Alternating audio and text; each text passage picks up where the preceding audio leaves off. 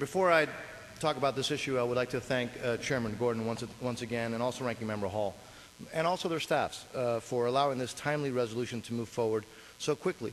And as the Chairman has just said, the time is right for this resolution once again. I rise today in support of House Resolution 387, which is to support the goals and ideals of National Hurricane Preparedness Week, as established by the National Hurricane Center.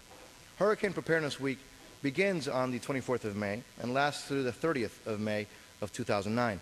Now, in less than 2 weeks, Madam Speaker, on the 1st of June, unfortunately, we mark the beginning of yet another hurricane season in the Atlantic and Central Pacific Oceans. Hurricane season lasts a long 6 months until November 30th. The goal of Hurricane Preparedness Week is to inform the public about hurricanes, their hazards, and to provide knowledge that frankly we can use and that hopefully all of us can use to take action now, to be ready now before the hurricanes hit.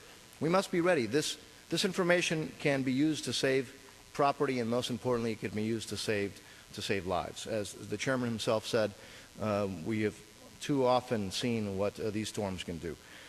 Now, although the federal government plays a critical role before and after a storm, we have to do our part. We have to be ready ourselves. And it is the hope that the residents, particularly in areas that are hurricane prone, will prepare themselves and their families to this before this hurricane season starts.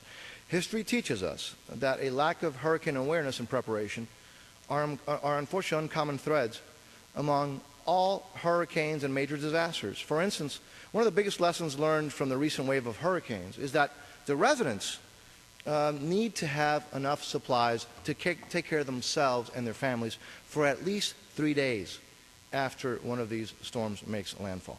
And oftentimes, local governments, they're trying to keep order. They're trying to take care of really basic essentials.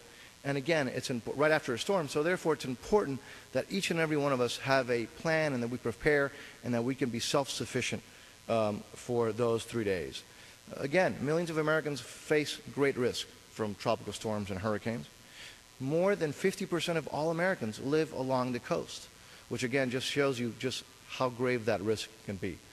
Now, the statistics associated with hurricanes are staggering. An average of 11 tropical storms develop each year over the Atlantic Ocean or the Caribbean or the Gulf of Mexico. 6 of these storms will unfortunately become hurricanes. Now, look, we just hope that they don't make landfall. They just slide by and we can just kiss them goodbye. But we can't be sure that will happen, so we have to be ready. Last year, unfortunately, several storms made landfall along the eastern and Gulf coasts, including Tropical Storm Faye, Hurricane Gustav, Hannah, and Ike. And as we've learned in the past few years, hurricanes pose, again, a serious threat to our country. These massive storms can result in casualties and millions of dollars, or frankly billions of dollars in economic damage and destruction. During a hurricane, homes and businesses and other buildings can be damaged by heavy rain, by strong winds, and by storm surge, which is one of the worst problems and a real killer. Tornadoes can strike after these storms or during the storms, and oftentimes power can be wiped out for days, if not weeks. Experts at NOAA's Hurricane Center, National Hurricane Center, agree that there are a couple things that we need to do, some critical things that have to be done. Obviously, first is determine if you live in a hurricane-prone area, then know your home's vulnerabilities to either storm surge or flooding or wind, and develop a real family disaster plan based on this knowledge. And make sure that everybody in the family knows how to make that plan work and knows about it. Once you determine, again, how vulnerable you really are to a hurricane, the National Hurricane Center recommends that people in hurricane-prone areas assemble a disaster supply kit before the hurricane season. Not before a storm comes, but now, before the hurricane season is even upon us.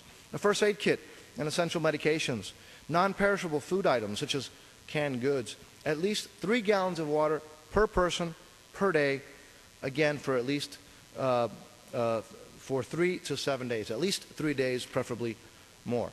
Obviously, a battery-powered radio, a flashlight, extra batteries, special items including medications if you need them for infants, for the elderly, or for disabled family members, and also making sure that you take care of pets as well.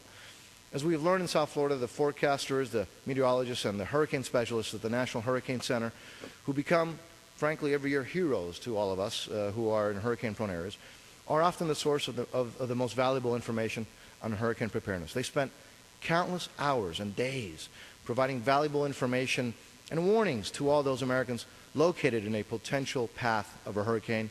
Millions of Americans have come to rely on their study advice and counsel, on their skill, and we thank them for their vital services. Madam Speaker, I urge all Americans living in hurricane-prone areas to use this Hurricane Preparedness Week as an opportunity to learn more about the approaching hurricane season, to prepare before, I repeat, a storm threatens. I once again need to thank the chairman for allowing this resolution to come here quickly, timely. It is important, and I want to thank him for his cooperation.